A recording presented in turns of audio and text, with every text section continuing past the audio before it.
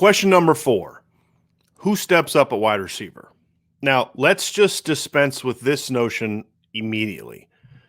Talent is not going to be an issue for Notre Dame at wide receiver in 2021. Experience should not be an issue for Notre Dame at wide receiver in 2021 because that is one position where his experience is not as important as it is at others. Now, I'm not saying there's not value to being experienced. I think there is value to having experience, but it's not an end-all be-all the way that Notre Dame does. That is more of a Notre Dame philosophy problem than it is a problem with the Notre Dame young players. When Clemson won the national title in 2018, they had a true freshman quarterback, true sophomore running back. Their best receiver was a true sophomore. Their second best receiver was a true sophomore, and he was their best receiver in the postseason. That'd be Justin Ross. So, yeah, those guys were incredibly talented, but you're telling me that Notre Dame's players are just there's such a gap that they could go from being dominant at Clemson to just not even seeing the field at Notre Dame? Not an issue. Now, the coaches have to make changes from a philosophical standpoint. They got to coach differently. They got to coach better so that they can get themselves ready to go out and allow the young talent to flourish. That requires a philosophical change. On the player level, there's got to be changes there as well. There's got to be improvements there. Let's start with Kevin Austin. Now, part of the issue that Notre Dame had in 2020, beyond the philosophical problems, was some of the older players that they did want to play were banged up or injured. Kevin Austin got injured before fall camp. That limited what he could do. He was not back very long before getting injured again. They didn't really have him this year. They were going to use him. He's going to be a senior now. He's got to grow up as a player. He's got to continue making the good decisions off the field that he's been making as he's matured as a young man. And it's time for him to step up as a player. He, to me, is a wild card on this offense. If Kevin Austin finally steps up and plays to his potential, he's got a chance to have a really breakout season. And it's not unheard of, even in recent memory, for a player to kind of go from basically an afterthought to being a difference maker. We saw with Miles Boykin. Miles Boykin, I think, had 13 career catches going into 2018. Kevin Austin has 6 or 7. It's not a huge difference. Of course, Miles Boykin was a very big part of Notre Dame's undefeated season in 2018. And that was while splitting catches with a guy like Chase Claypool. So Kevin Austin has the size, the athleticism, the playmaking ability. He's a guy that can do damage one-on-one. There's no that he can do things where he can stretch the field. He can make plays after the catch. He can work the middle of the field. He's got a very diverse skill set. You just have to be able to find ways to fit it in at hopefully multiple positions. Another veteran that has to prove he can stay healthy is Braden Lindsay. Now, we've talked about this on the podcast before. I don't think Braden Lindsay's a 60 to 70 snap per game guy. I think he's more of a 30 snap a game guy, which allows you to keep him fresh, but then to utilize him in different ways that allow his skill set to flourish. I think a Lawrence Keys is a veteran that they need to find a role for. Those are 4 guys that have playmaking ability and really Keys and Lindsay that's 3 guys that have playmaking ability. And to me, 2 of those guys, Lawrence Keys being the other, have shown the ability to make plays. Kevin Austin, the Navy game, made some plays, but that was Navy. But the talent is there.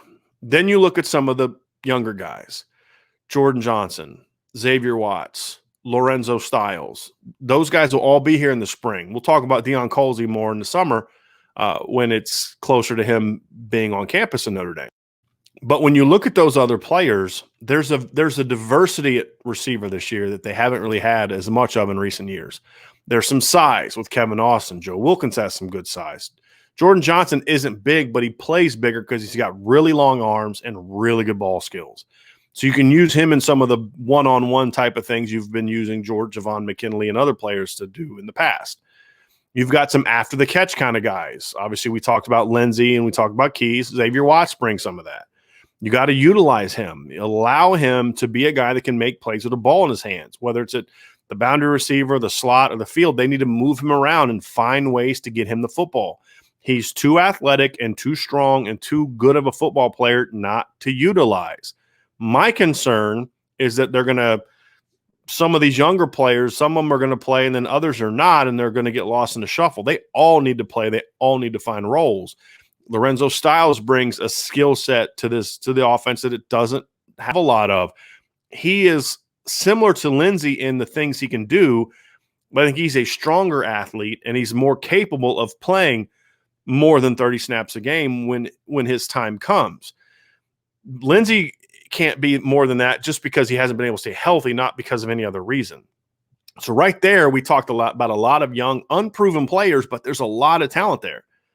Then you work in Avery Davis, who is a weapon that Notre Dame should use more. When given the opportunity last year, Avery Davis is a really good football player. Made big-time plays against Clemson. Is a guy that, to me, can work the middle of the field, can work the zones, can stretch the field, can do damage with the ball in his hands.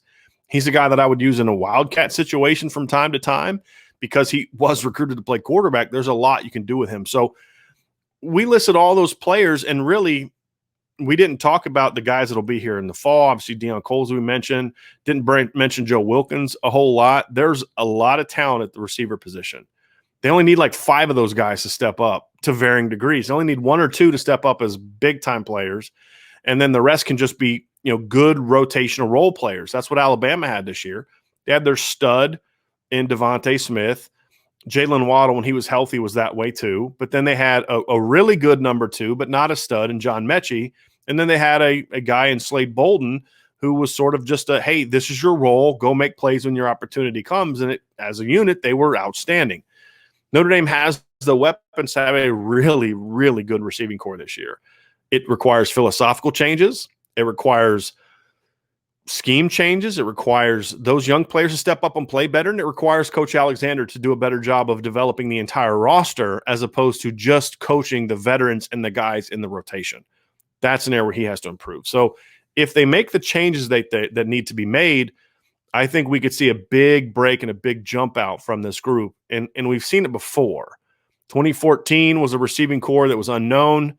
Will Fuller had 6 career catches. He broke out. CJ Prosise broke out. There's a lot of different things that happened in 2014 that allowed them to have a productive group of receivers.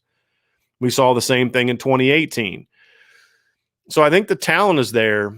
We'll just see if, number 1, it's used correctly, and then number 2, on the player level, if those guys step up. And those are going to be big questions as we head into the spring.